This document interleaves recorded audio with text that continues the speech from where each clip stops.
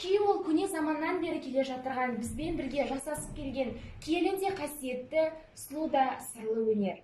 Күй қай заманда да өзінің белгілі бір сарынымен, яғни тәуелсіздікті аңсау, бостандыққа, азаттыққа қол жеткізумен соған армандап келе жатырған күйшілерімізден тұрады. Енді осы тұрғыда қарайтын болса, қазіргі тәуелсіздік алып отырған сәтіміз, үлкен құндылығымыз осы күйдің арқасы деп білемін. Көрмемізде ең бірінші назарларыңызға ұсынылып отырған Құрманғазы кітабы. Бұл кітапта Құрманғазы жайлы өмір деректер, өмірбаяны жайлы толық берілген болатын. Келесі Күйіран.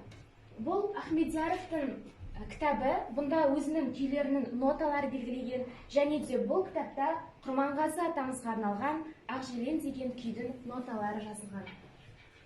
Келесі қазақтың дәстүрлі мың күйі. Бұл кітап